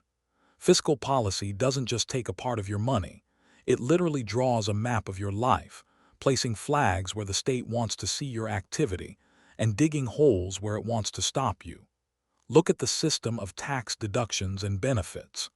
The state rarely orders you to buy real estate or have children directly. Instead, it uses soft power. When you see an opportunity to get a tax deduction for a mortgage, your perception changes. A 30-year debt suddenly seems not a burden, but a reasonable financial move, a way to get your hard-earned money back from the system. At this moment, you follow a scenario written by fiscal policy. You choose sedentism, attachment to a place, and long-term predictability, because the tax architecture encourages precisely such a citizen. The same applies to investment accounts or pension savings. The system literally pays you to freeze your money for decades, abandoning current consumption for future stability, reducing the burden on state social funds. Even more fundamentally, the tax system influences how we perceive the very process of earning. There is a huge psychological and mathematical gap between an employed worker and a business owner, and it is created precisely by the tax code. For an employed person, taxes are withheld at the source of payment. You receive money already cleared but in a reduced form. This forms a psychology of scarcity. You spend what is left after the state. For business, the rules of the game are reversed. First, you spend what you earn on development, equipment, entertainment expenses, and only what remains as net profit is taxed. This difference in the order of cash flows dictates two opposing life strategies. One forces contraction, saving, and fear of expenses.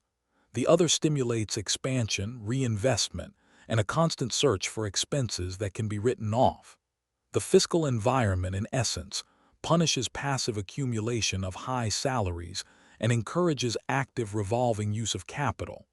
We cannot ignore behavioral engineering through indirect taxes and excise duties. These are tools for direct habit correction. High taxes on tobacco, alcohol, or, in some jurisdictions, sugar, are an attempt by the state to reprogram your dopamine cycles through the pain of payment. And conversely, green tariffs and incentives for electric vehicles create artificial economic sense where market mechanisms do not yet work. You start sorting garbage or changing your car not only for ethical reasons, but because fiscal policy has made the alternative too expensive. Furthermore, the tax system creates the so-called middle-class trap. Progressive tax scales or thresholds for exiting preferential regimes for small businesses create invisible glass ceilings. At a certain point, additional efforts to increase income bring less and less real money due to the growing tax burden. This often stifles ambition and makes people stop at a comfortable plateau, not risking further growth. Thus, fiscal policy regulates not only the redistribution of wealth, but also the level of social mobility and entrepreneurial aggression in society.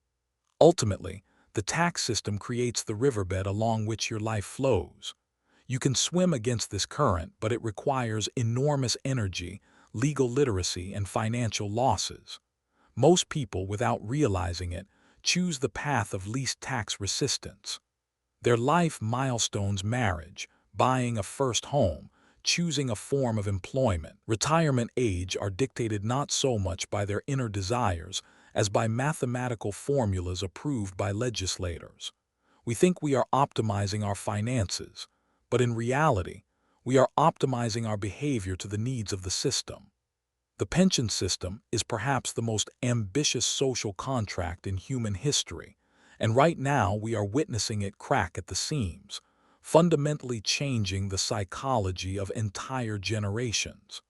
The traditional model, where the working population provides for the old age of the previous generation, was built on the premise of infinite demographic growth.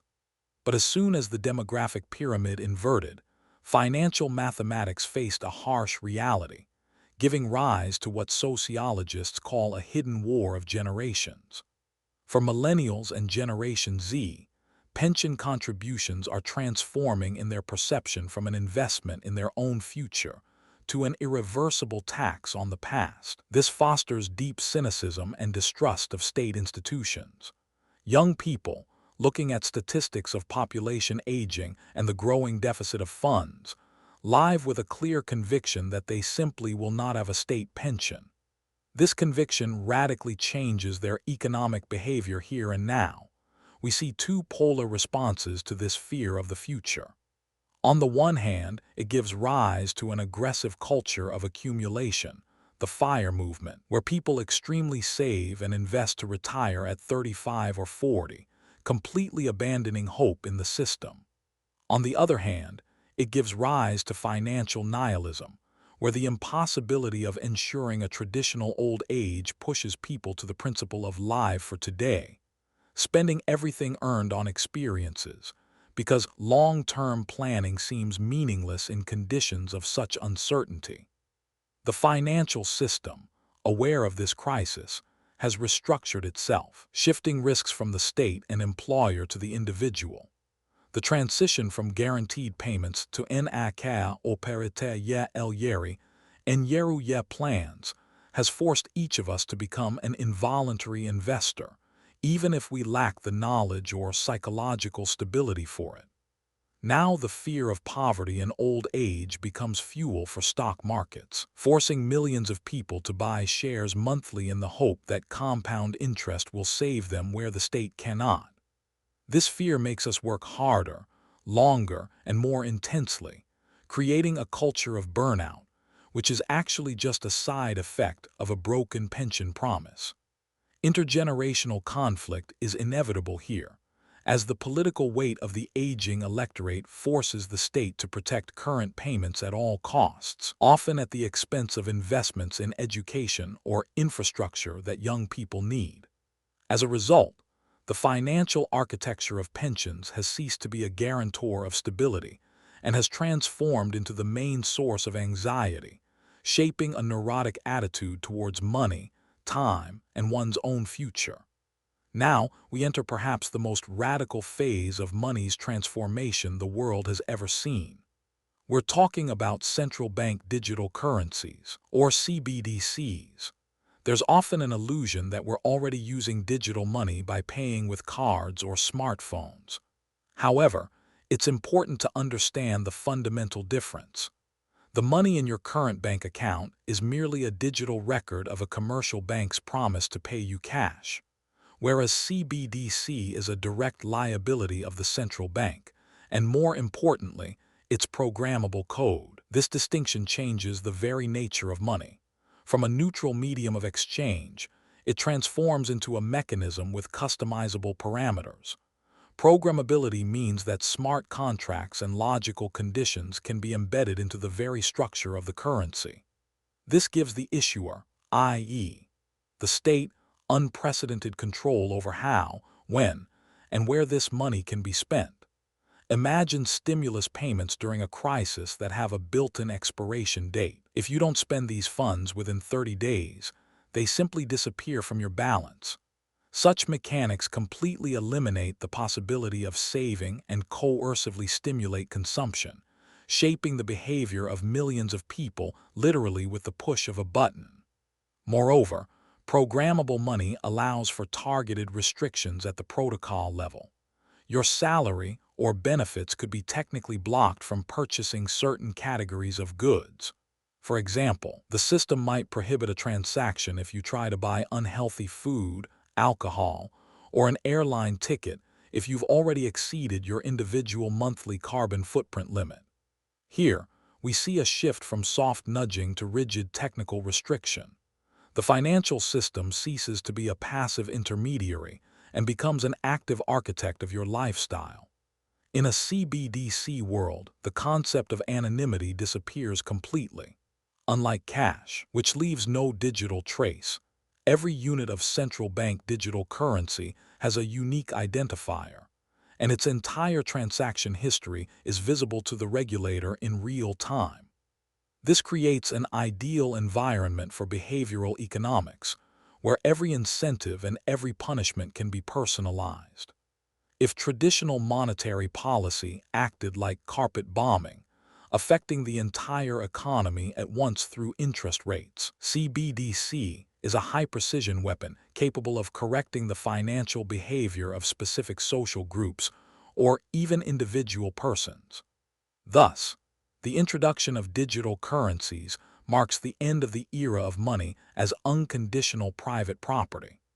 Money becomes a conditional right of access to resources, which can be modified or revoked depending on whether the user's behavior complies with the system's predefined algorithms. This is not just a new payment technology. It is a new social architecture where the line between economics and behavioral control is finally blurred. We have arrived at a critical point in our research, a moment where abstract numbers in bank accounts begin to merge with our personal qualities, beliefs, and social behavior. This is the 30th stage of our journey, and here we observe the birth of a new reality, the fusion of reputation and capital. Previously, these concepts existed in parallel. You could be a person with a dubious reputation, but if you had money, the market remained open to you. Money was a neutral, impersonal medium of exchange. A banknote in a criminal's pocket was worth exactly the same as in a saint's pocket. But the financial system, armed with big data and artificial intelligence algorithms, erases this neutrality, transforming money from a means of payment into a tool of moral and social control. The most vivid and frequently discussed example is China's social credit system, but it would be a mistake to consider this phenomenon exclusively Eastern or authoritarian. The mechanism we are examining is global. Its essence lies in the tokenization of trust.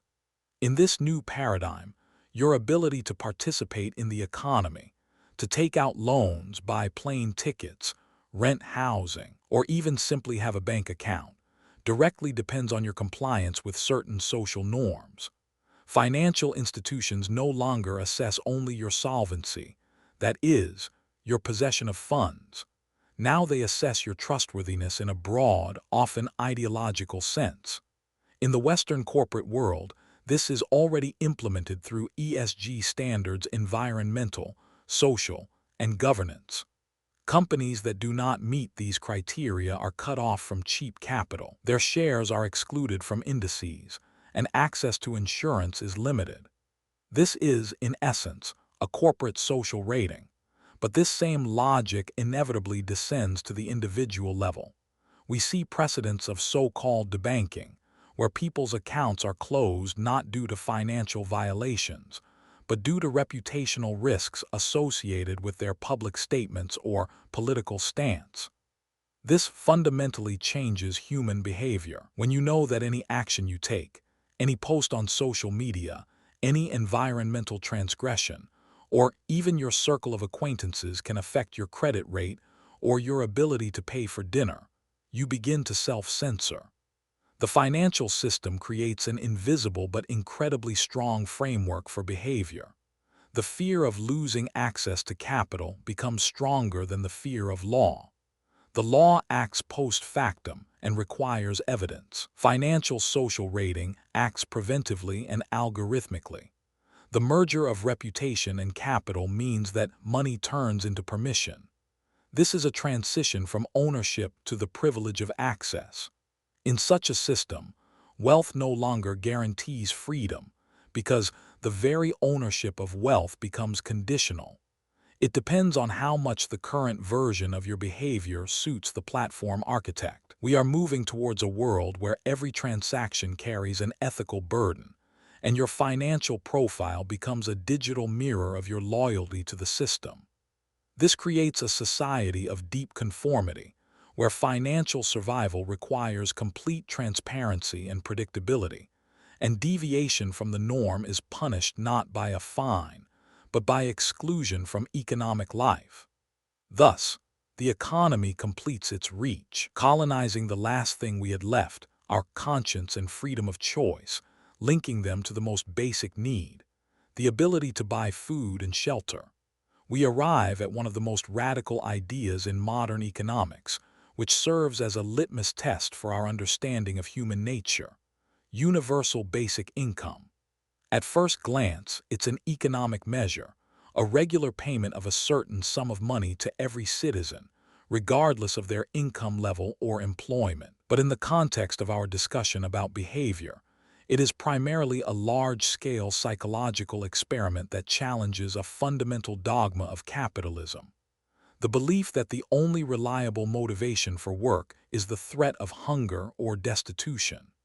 For decades, the financial system was built on the premise that if you give people money for free, they will immediately stop being useful to society, lie on the couch, and degrade. This hypothesis is based on a cynical view of humans as beings driven solely by external incentives. However, the results of numerous pilot projects, from Finland and Canada to Kenya and the USA, paint a completely different picture of behavior. When people receive a guaranteed financial safety net, something counterintuitive happens. There is no mass abandonment of work. Instead, the nature of work and a person's self-perception change. Experiments have shown that having a basic income reduces cortisol levels and chronic stress. We have already talked about how resource scarcity reduces cognitive abilities, literally taking away IQ points. Universal basic income returns this cognitive resource. A person stops spending all mental energy on thoughts of survival in the next 24 hours and starts planning months and years ahead. This fundamentally changes motivation. Instead of grasping at any, even the most toxic or low-paying job for a piece of bread, people use the time and resources gained to retrain, educate themselves, or find work that better matches their skills. That is, financial security does not kill the desire to act. It improves the quality of decisions made. Moreover, experiments revealed interesting dynamics in the so-called invisible economy. People began to devote more time to childcare, caring for elderly relatives, or volunteer activities. From the perspective of rigid market logic, this might look like a decrease in productivity, but from the perspective of social structure, it is a strengthening of the foundation of society. Universal basic income also eliminates the so-called poverty trap embedded in current welfare systems. In the modern system, if a person starts earning, they often lose their right to assistance, making attempts to escape poverty economically unprofitable. Universal basic income, which is not taken away upon employment, creates a strong floor beneath one's feet, not a ceiling that one hits their head against. Thus, the discussion about basic income is not about money, but about trust in people. It is a shift from motivation by fear to motivation by opportunity. If the financial system ceases to be a whip and becomes a foundation, it turns out that a person's intrinsic need for creation and social realization is much stronger than we are accustomed to thinking. We see that freedom from the existential dread of tomorrow does not make us lazy. It makes us bolder. Against the backdrop of total demand stimulation and the normalization of living on credit, a powerful counterculture has emerged, which can be characterized as financial protest. We are talking about the FIRE movement, which stands for financial independence, retire early, and also the philosophy of minimalism. In the context of our discussion about how the system shapes behavior, these phenomena are interesting not as simple saving hacks, but as a conscious refusal of an imposed economic script. The traditional life cycle model, profitable for the banking system and corporations, looks linear. You take out an education loan, then a mortgage, then a car loan, and during the active phase of your life, you service these obligations, keeping the wheels of the economy turning with your labor and endless consumption. The FIRE movement hacks this algorithm, using the system's own tools against it. Adherents of the movement use the stock market and the power of compound interest not to get rich for luxury, but to literally buy their freedom from an employer decades earlier than expected.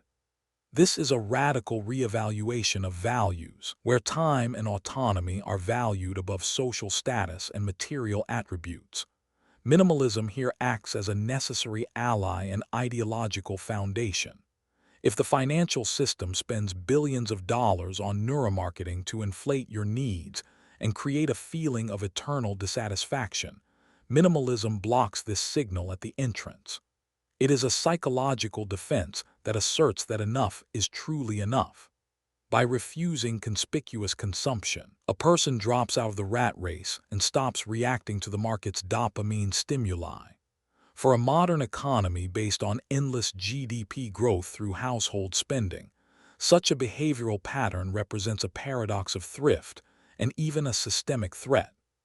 Imagine what would happen if a critical mass of people stopped upgrading gadgets every year, refused branded clothing, and stopped taking consumer loans for entertainment. This would cause a serious restructuring of the current model.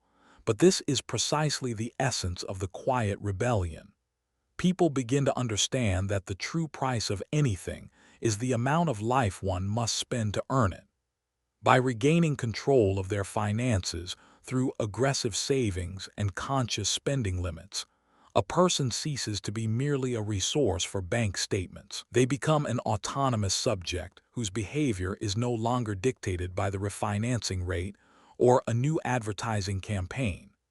This is a transition from automatic consumerism to strategic management of one's destiny, where money transforms from a goal and a source of stress into the main tool of personal emancipation. Let's ask a simple but uncomfortable question. Why, in a world where money is the main universal tool for survival and social interaction, does the education system almost completely ignore financial literacy? We spend years studying the structure of a paramecium or trigonometric equations, but we enter adulthood without understanding how taxes work, how inflation is formed, what distinguishes a nominal rate from a real one, or what compound interest is. It is naive to assume that this is simply an unfortunate oversight in the school curriculum or bureaucratic inertia. If we look at the structure of the modern economy cynically and pragmatically, it becomes obvious that total financial literacy of the population is economically disadvantageous for the main beneficiaries of this system. Let's start with the banking sector. The entire consumer lending and microloan industry is built on the premise that the client does not fully understand the true time value of money. The old adage says that those who understand compound interest earn it, and those who don't pay it. If every person could coolly calculate the full cost of a loan and disciplinedly use credit card grace periods, the banking system in its current form would lose a colossal part of its super profits. Banks benefit from your mistakes, your delinquencies, and your minimum payments that stretch debt repayment over decades. A financially illiterate person is an ideal resource who buys liabilities, thinking they are assets, and pays for it with their future income. Let's go further. Corporations and the global consumer market do not need rational buyers. They need emotional consumers. Financial literacy inevitably leads to conscious consumption. If you start managing your money, you will stop making impulsive purchases, stop chasing the attributes of success imposed by marketers, and stop upgrading gadgets every year on credit. This is a direct blow to the model of endless economic growth, which requires you to spend everything you earn, and preferably even more. Finally, let's look at the labor market and public administration. A person who has no savings, no financial safety net, and who lives paycheck to paycheck is incredibly easy to manage. The fear of losing a source of income even for 1 month makes an employee submissive, loyal, and willing to work overtime without additional pay. Financial freedom, which begins with financial literacy, gives a person the opportunity to say no, the opportunity to leave a bad boss or change professions. The system, on the other hand, needs reliable functions that are firmly held in place by mortgage obligations and car loans. Thus, our misunderstanding of the rules of the game is not accidental, but a necessary foundation on which the stability of the current economic hierarchy rests. Maintaining a certain level of financial illiteracy allows for the preservation of the status quo, where the majority continues to run in a wheel, providing resources for the minority that not only understands these rules, but also creates them. We have reached one of the most interesting shifts in modern financial architecture, which changes the very essence of the interaction between money and morality. For a long time, it was believed that the sole social responsibility of business was to maximize profits, as Milton Friedman advocated. However, today we are observing a fundamental transformation of this paradigm through the prism of ESG, environmental, social, and governance. This is not just a fashionable trend or a marketing gimmick. It is a new language of risks and opportunities on which the financial system communicates with the real world. When we talk about ethical investing, we must understand the mechanics of this process. Financial markets are a giant voting machine. Every time you buy shares in a company or units in a fund, you are effectively casting your vote for that business model to exist and scale. This is the concept of voting with your wallet in the most direct sense. If capital flows to companies that pollute the environment or exploit child labor, these practices flourish because they are financially fueled. But the ESG mechanism introduces new variables into the equation that make unethical behavior economically unprofitable. Look at how this works at an institutional level. The world's largest investment funds have started to consider ESG ratings when forming portfolios. This means that companies with a high carbon footprint or poor governance structures face capital outflows. For them, money becomes more expensive. It's harder for them to get loans, harder to issue bonds, and their shares trade at a discount. Conversely, companies that meet high ethical standards gain access to cheaper capital. The financial system here acts not as a passive observer, but as an active regulator of behavior, literally penalizing toxicity with money and rewarding sustainability. However, it is important to delve into the details here to avoid idealism. The ESG system has also created the phenomenon of greenwashing, where companies merely simulate intense activity to save the planet in order to obtain cheap money. This creates a complex cat-and-mouse game between investors, auditors, and corporations. But even with these distortions, the mere fact that ethics has become a factor in valuing a business changes the mindset of managers. Today, a CEO cannot simply ignore the social consequences of their decisions, because it will instantly affect stock prices and their own bonuses. For the private investor, that is, for you and me, this opens up a whole new field for reflection. Your investment portfolio is, in essence, a model of the future you wish to bring about. By investing in green energy, biotechnology, or socially responsible IT giants, you are not just seeking returns. You are directing the energy of the financial system to create a specific type of reality. This transforms investing from an act of pure accumulation into an act of civic will. We see how the financial system begins to shape behavior not only through the fear of loss or the desire for profit, but also through the search for meaning and responsibility. Ultimately, investment ethics holds up a mirror to us. We can no longer say that money is neutral, because every financial decision we make has a physical manifestation in the world we are building. Approaching the end of our research, we face the need for a fundamental paradigm shift. Throughout our lives, the financial system, through advertising, consumer culture, and social pressure, has instilled in us one simple idea: that wealth is measured by attributes of luxury, status, and the ability to demonstrate success to others. However, if we want to escape the influence of the behavioral algorithms we discussed earlier, we need to radically rethink the very concept of wealth. True wealth is not the accumulation of things, but the accumulation of choices.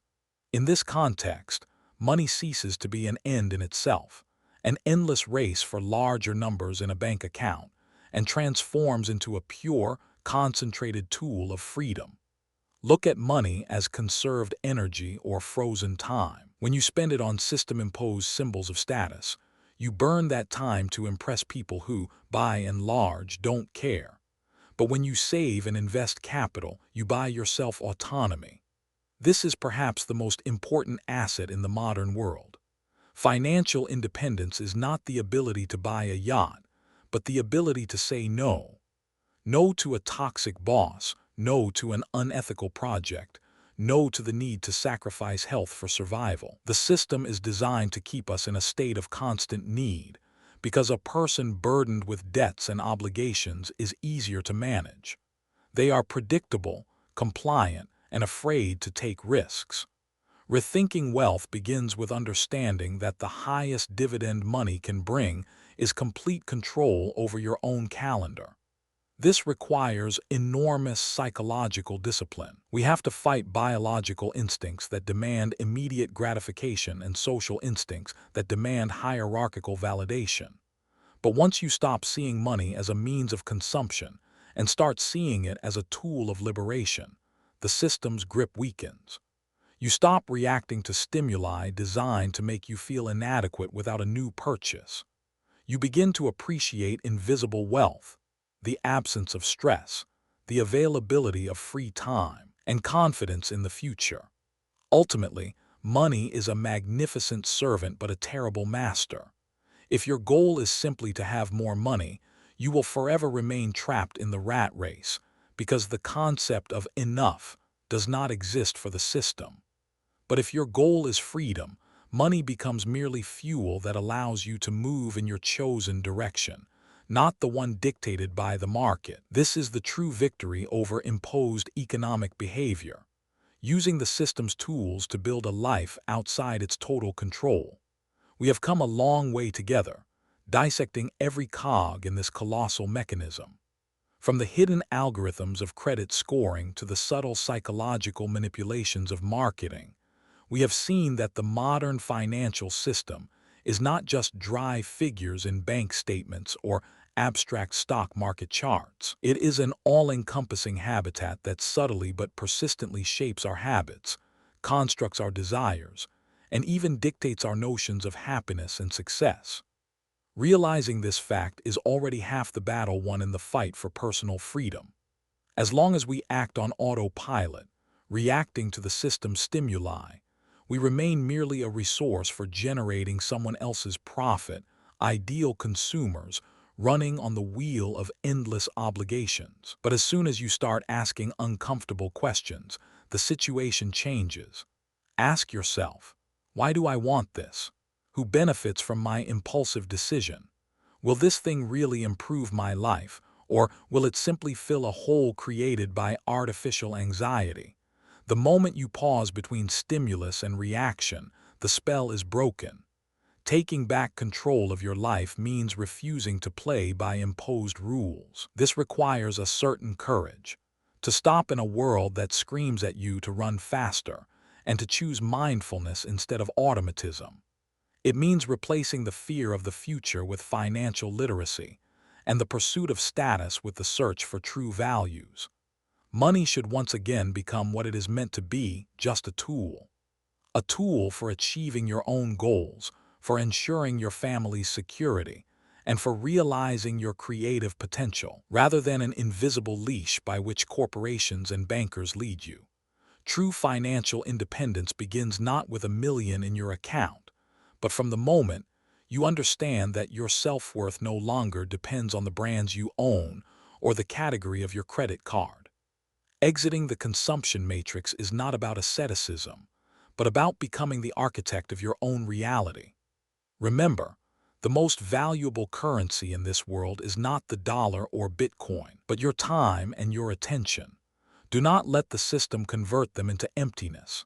If this in-depth analysis has helped you look at familiar things from a different angle and provided tools for regaining control of your life, please support our work. Like this video right now, it is very important for the algorithms, and be sure to subscribe to our channel so you don't miss new investigations. Click the bell, share this video with friends, and let's build a society of conscious people together. Thank you for watching to the end, and see you soon.